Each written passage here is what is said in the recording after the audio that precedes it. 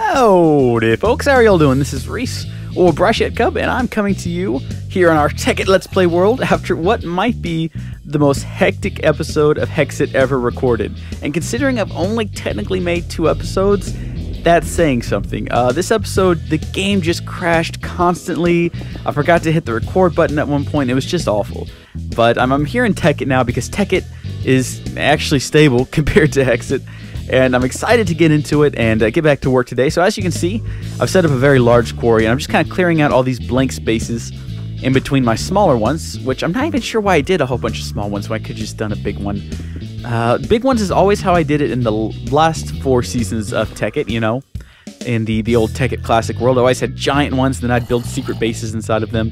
And for some reason, that just didn't seem very appealing to me this time around, but I'm excited now to get back to work on what we started on in the last video, which was, of course, this giant assembler thing that we built. It's a molecular assembler, I believe is what it's technically called, and we've actually got a few things to do before we can actually start using it, and one of those things is we have to build an assembly. Oh, what is it called? It's actually not called an assembly, it's called, oh goodness gracious, this is not good. I've actually forgotten what I'm supposed to be building. Let's just type in ME space, and I'm sure we'll find a pattern encoder. That's what we're looking for. I knew it was something along those lines. So we're going to need some iron, a crafting table, and a conversion matrix. Now, for those of you who are still confused on what's going on, which would probably be quite a few of you according to the comments in the last video, this thing is basically a giant auto crafter that will craft anything we want it to, so long as it has the recipe inside of it. And what this little encoder will allow us to do, wherever it went, right there, the pattern encoder, it will allow us to actually encode patterns to put into the machine. So, oh, fantastic, it's a beautiful morning, the sun is rising, oh, this is great. Okay, so we're going to need to build, first off, let's go ahead and start off with the hardest thing. Alright, you guys have seen me build one of these before. I'm going to skip through the process, and we'll just come right back to the next stage of the build when we get to it. Or you know what, maybe I'll just do one of those fast forward things with some high beat music, and I'm just moving really quickly. Let's do that now!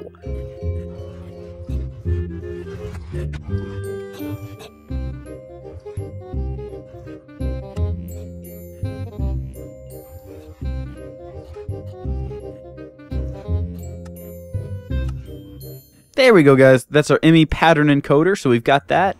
And I actually ended up making a whole bunch of crafting tables by accident. And I wonder if by chance we can throw those into the sawmill and get anything out of them. Since that was an accident, what can I get out of a... That will give me... Okay, yeah, good. So I didn't actually waste anything. We'll get all the wood back. So great. So we've got our pattern encoder. To hop downstairs here. And we'll just hook it up to the system. Might as well plug it in down there. And what do we need to do here? We need to go make some blank patterns, first off. That's an important thing to do. That's what we're looking for right there. ME blank pattern, which is going to need glowstone, a quartz, iron, and glass, all of which we should have in here. So, in theory, this thing is so buggy. In theory, we should just be able to do that. And okay, we're missing glass. Yes, easy enough to fix. Not sand. We need sand, which we only have 14 of. We're running low on it. Throw that in there, we'll get some glass cooking. While we're at it, we can also build a crafting monitor, if I can find that, which we probably don't need just yet, though, because we're not going to be crafting a whole bunch of stuff in there. We're just kind of testing the waters right now. So let's go ahead and make a blank pattern. We can actually make 2 of them. Might as well do that. Now, we need to... What do we want to... Okay, let's see. What's something that we have to build a lot of that we'd rather not build a lot of? I'm thinking... What is something that I have to constantly come up here? I wonder if I can incorporate the minium stone into these recipes too. That's a good question. Or maybe the cutting knife. Hold on. Do I have any gold left over? Got 1 piece of gold. Redstone. No silicon left over. Okay. We can make some of that real fast.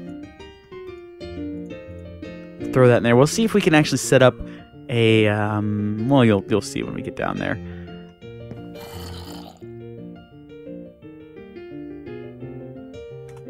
just going to see if we can set it up to make one of these bad boys right here, a basic processor.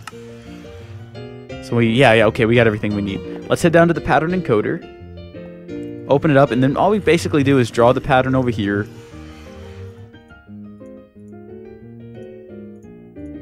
There we go. Let me put this thing over here and we hit encode. Alright, yep, there we go. Alright, let's make sure we get all of this stuff back into the system real fast. Might as well throw everything in there. Now we right click on our giant molecular assembler. We put our recipe in there. Yep, ME encoded pattern. Okay.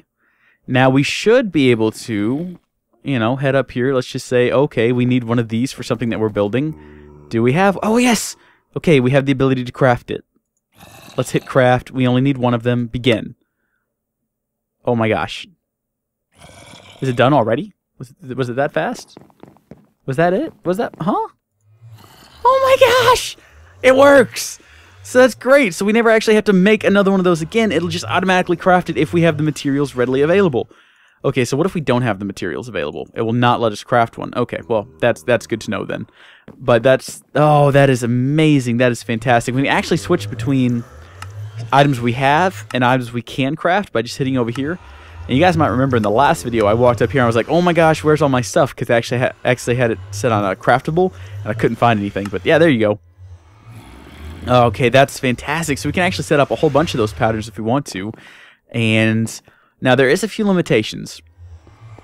First off, we only have one pattern, or one assembly chamber in here.